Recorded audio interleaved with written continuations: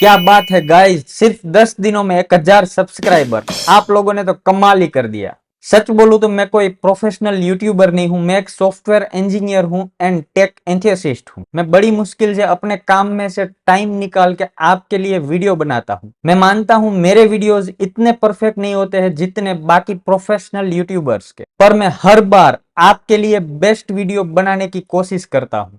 मैंने ये चैनल सिर्फ इसीलिए स्टार्ट किया था कि जो नॉलेज मेरे पास है वो मैं आप तक लेके आऊं, आपसे शेयर कर पाऊं। मुझे लगा था कि यहां तक पहुंचने में बहुत ही टाइम लग जाएगा, पर आप लोगों ने तो बिल्कुल ही टर्बो मोड ऑन करके रखा है। सो मैं आपको एक बड़ा वाला थैंक यू बोलना चाहता हूं मुझे सपोर्ट करने के लिए। एंड होनेस्टली बताऊं तो मुझे भी मजा आ रहा है आप लोगों के साथ नॉलेज शेयर करने में। हर दिन मैं भी कुछ नया सीख रहा हूं। मैं और भी ज्यादा वीडियोस एंड कंटेंट बनाता रहूंगा जो आपको एजुकेट करे एंड एंटरटेन भी। तो बस इसी चिली वाइब के साथ मुझसे जुड़े रहिए। हमारा नेक्स्ट टारगेट है 10,000 सब्सक्राइबर। चलिए मिलके पूरा करते हैं।